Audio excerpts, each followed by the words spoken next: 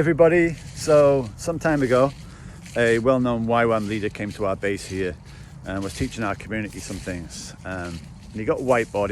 He wrote down 3 words: events, communities and movements. And he was teaching that events lead to communities, communities lead to movements, right?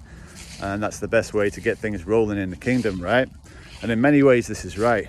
But as he was speaking, God superimposed in my mind 3 words over those words. The first word over events was holy, over the word communities was the word presence, and over the word movements was the word worship, right?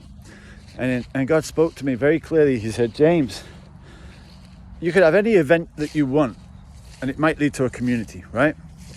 But if that event doesn't have the word holy embedded in its core, its focus, then what it will lead to, the community it will lead to will be something less than what I have planned, right? And by holy, I mean like the definition in Ephesians chapter 1, it says that we are, if you believe in Jesus, holy, blameless, before God in love. What does that mean? It means that we have a new identity, that we can have intimacy and know God for ourselves, that we can walk with him and talk with him, and we can enjoy all the benefits that brings, and we can achieve all the purposes that he has for us in our life, right? From that one thing, right? That understanding of who we really are, the new man.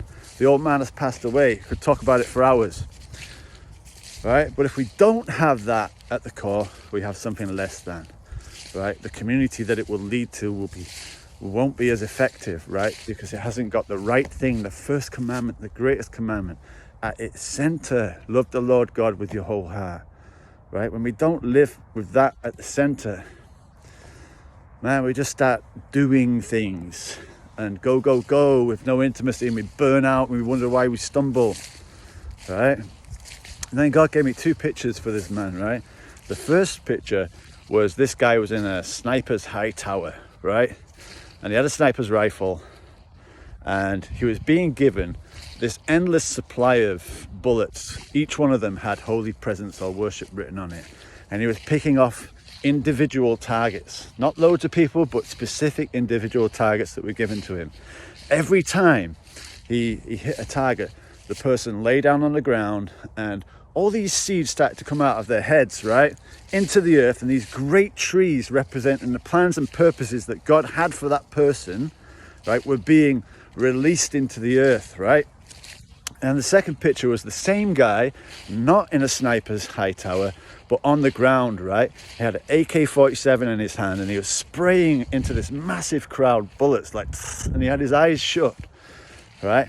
But this time the people weren't just lying on the ground, and the plans of God and purposes that God had for each individual were not being released into the earth. There was no trees growing. There was just carnage. They were getting injured left, right, and center. And God showed me very clearly that I was to tell this guy these 2 pictures. And so I thought, I don't know this guy. He doesn't know me. I don't really have a voice into his life, but I'm going to do what you say, God.